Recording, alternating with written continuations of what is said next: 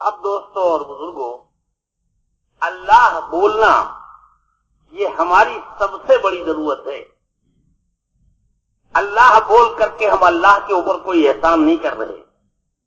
अल्लाह को अगर हम अल्लाह कहेंगे फिर भी वो अल्लाह है, और अगर नहीं कहेंगे फिर भी वो अल्लाह है। उसके जलालो जबरूत और जातो सिफात में हमारे कहने न कहने का कोई असर नहीं पड़ता। और हम क्या, सारी की सारी कायनात मिल करके मशरिक से लेके मगरिब तक, शुमाल से लेके जुनूब तक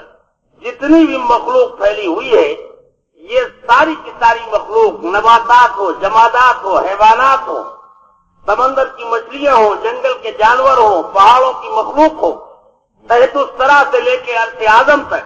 चूटी से लेके जिब्रील तक, मशरिक से लेके मगरिब तक और शुमाल से लेके जुनूब तक जितनी भी सारी की सारी मखलूक फैली हुई है, अगर ये अल्लाह का इनकार कर दे और अल्लाह को अल्लाह न माने, हत्ता कि तमाम इंसान, तमाम नेकोबद,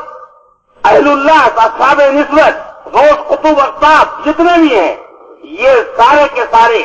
और मलाइका अलैहिमुस्सलातु वस्सलाम मिल करके ये सारे के सारे आसमान और जमीन, चांद, सूरज, सितारे, दरिया, जंगल, पहाड़, ये सब मिल करके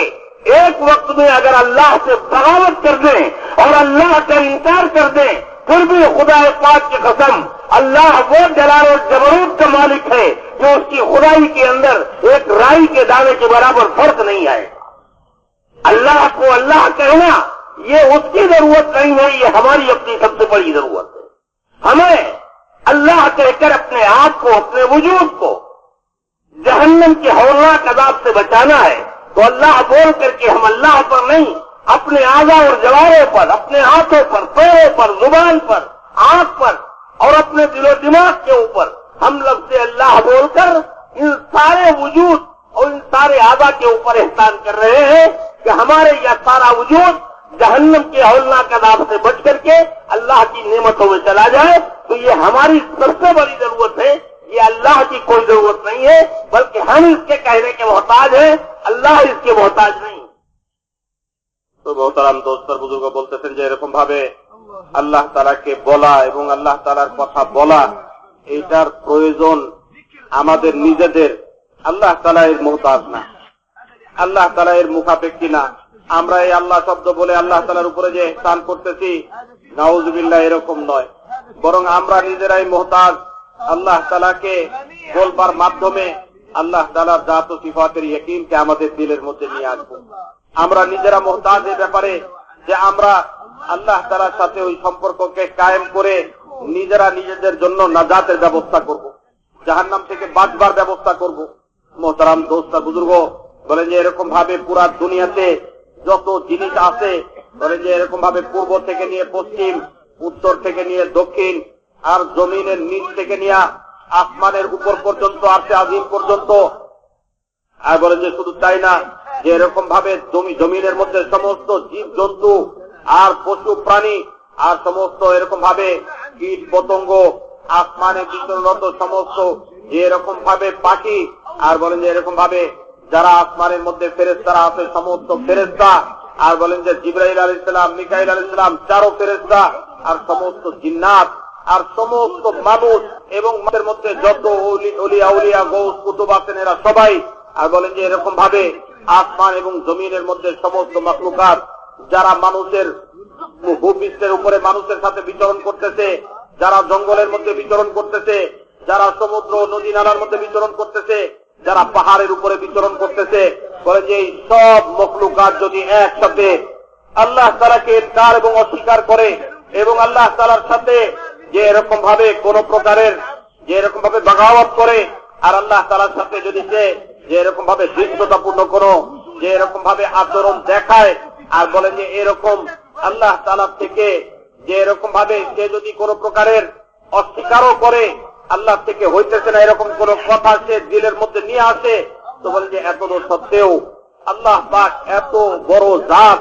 এবং এত উঁচা জাত যে আল্লাহ তাআলার মধ্যে বিন্দু পরিমাণ এর কারণে কোনো ফরক আসবে না। বিন্দু পরিমাণ কোন আল্লাহ তাআলার শক্তির মধ্যে ফরক আসবে না, বিন্দু পরিমাণ কোন আল্লাহ তাআলার ক্ষমতার মধ্যে, আল্লাহ তাআলার যে এরকম ভাবে কুদরতের মধ্যে আল্লাহ তাআলার শক্তির মধ্যে বিন্দু পরিমাণ কোন প্রকারের যে পার্থক্য আসবে না। মোহতারাম দোস্ত আর বুজুর্গ বলেন যে এরকম ভাবে আমরা যে আল্লাহ বলতেছি, এই আল্লাহ বলার মুহতাজ আল্লাহ তাআলা না, আমরা নিজেরা আমাদের প্রত্যেকটা অঙ্গ প্রত্যঙ্গকে, আমার হাতকে, পাকে, আমার মাথা থেকে নিয়ে অঙ্গ প্রত্যঙ্গ গুলো, সব অঙ্গ প্রত্যঙ্গ গুলো, পা পর্যন্ত এই সব অঙ্গ প্রত্যঙ্গ গুলোকে যে এরকম ভাবে আল্লাহ তাআলার হুকুমের উপরে উঠাইবার জন্য, আল্লাহ তাআলার নাফরমানি থেকে বাঁচাইবার জন্য, নিজেকে আল্লাহ তাআলার নাফরমানি থেকে বাঁচাইবার জন্য এই আল্লাহ তাআলার ব্যাপারে বলবার এক দায়িত্ব আমাদের উপরে রয়ে গেছে। আমরা নিজেরা মুহতাজ এই ব্যাপারে। দুনিয়ার অন্য সমস্ত মখলুকাত, অন্য সমস্ত বস্তু, এই সব কিছু মোহতারাম দোস্ত আর বুজুর্গ আল্লাহ তাআলার সাথে যে এরকম ভাবে কোন প্রকারের সম্পর্ক যদি নাও রাখে, আমি আল্লাহ বলার মাধ্যমে আমার এই অঙ্গ প্রত্যঙ্গের মধ্যে, আমার এই অঙ্গ প্রত্যঙ্গকে আল্লাহ তাআলার হুকুমের উপরে উঠায়, আল্লাহ তাআলার নাফরমানি থেকে বাঁচায় কামিয়াবিকে অর্জন করবার জন্য এই আল্লাহ পাকের ইয়াকিন, আল্লাহ তাআলার জাত আর সিফাতের ইয়াকিন আমার দিলের মধ্যে বসাইতে হবে। আর বলেন যে শুধু এটাই নয়, একটা মানুষ জাহান্নামের আগুন থেকে অনন্তকাল যদি সে বাঁচতে চায় এবং জান্নাতের নিয়ামতের মধ্যে যদি সে প্রবেশ করতে চায়, তো মোহতারাম দোস্ত আর বুজুর্গ বলেন যে আল্লাহ তাআলার ইয়াকিন তার দিলের মধ্যে প্রবেশ করাইতে হবে। তো বলেন যে এই জন্য আমরা কেউ এই আল্লাহ বলার মাধ্যমে আল্লাহ তাআলার উপরে ইহসান করতেছি না, বরঞ্চ আমরা নিজেরাই আমাদের উপরে ইহসান করতেছি, যে আমি আমার অঙ্গ প্রত্যঙ্গের উপরে ইহসান করতেছি, অনুগ্রহ করতেছি, এবং আমার জিন্দেগির উপরে অনুগ্রহ করে আমি নিজেকে জাহান্নামের আগুনে অনন্তকাল জ্বলা থেকে বাঁচায় জান্নাতের নাজ আর নিয়ামতের মধ্যে নিজেকে প্রবেশ করাইবার জন্য নিজের উপরে নিজে অনুগ্রহ করতেছি। মোহতারাম দোস্ত আর বুজুর্গ, যে আমি এই মেহনতের মাধ্যমে আল্লাহ তাআলার উপরে নিজের জাত আর সিফাতের ইয়াকিনকে, আল্লাহ তাআলার নিজের দিলের মধ্যে আল্লাহ তাআলার জাত আর সিফাতের ইয়াকিনকে বসাইবার জন্য যে আমি আল্লাহ বলতেছি, এটা বলার মাধ্যমে আমি আমার উপরে রহম আর অনুগ্রহ করতেছি।